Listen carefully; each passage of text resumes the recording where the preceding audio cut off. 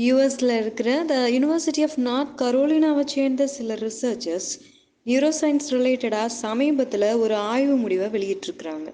ஒரு மொழி ஒரு நபருக்கு எந்த அளவுக்கு போய் சேர்ந்திருக்கு, அந்த லாங்குவேஜோட ஆக்சஸ் அந்த நபருக்கு எவ்வளோ கிடைச்சிருக்கு அப்படிங்கிறத பொறுத்து அந்த மொழியில் இருக்கிற எமோஷன் கேட்டகரி வேர்ட்ஸை அவர் புரிஞ்சுக்கிறதுக்கான அளவும் மாறுபடுது அப்படின்னு இந்த ஆய்வு முடிவு சொல்லுது.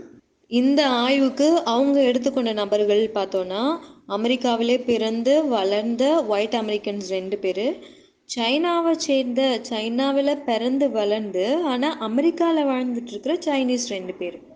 ஸோ இவங்களுடைய பிரெயினை ஃபங்க்ஷனல் எம்ஆர்ஐ எடுத்து பார்க்குறாங்க.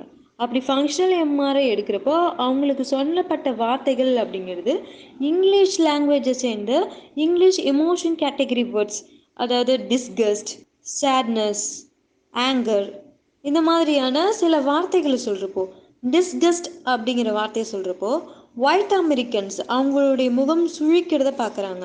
ஆனால் சைனீஸ் கிட்ட பார்த்தோன்னா அந்த பிரெயின்லேயும் எந்த ஃபங்க்ஷனல் கனெக்டிவிட்டியும் அவங்க அந்த ஃபங்க்ஷனல் எம்ஆர்ஐயில் பார்க்க முடியல. அதே நேரத்தில் அவங்க ஃபேஸ்லேயும் எந்த ரியாக்ஷனுமே இல்லை.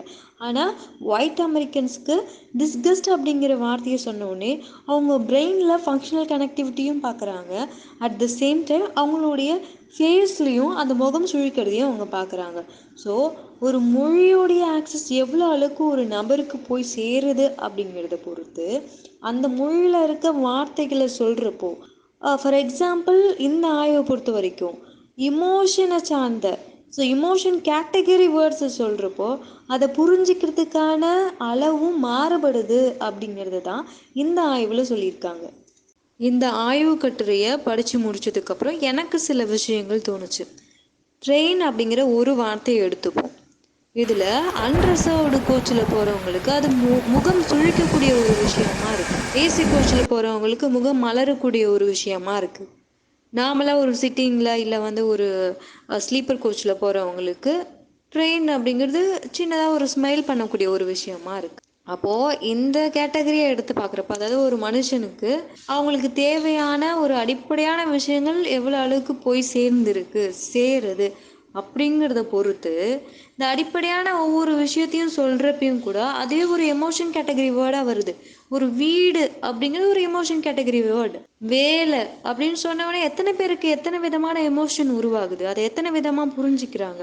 ஸோ அப்போது ஒரு வீடு, ஒரு வேலை, ஒரு ட்ரெயின், ட்ராவல், இது எல்லாமே அதாவது ஒரு மனுஷனுடைய வாழ்க்கையில் இருக்கிற அடிப்படையான விஷயங்கள் அனைத்துமே இந்த எமோஷன் கேட்டகரியில் வரக்கூடியதாகவும், எமோஷனை புரிஞ்சிக்கிறதுல ஒரு வேறுபாட்டை ஒவ்வொரு மனுஷனுக்கும் தரக்கூடியதாகவும் இருக்குது.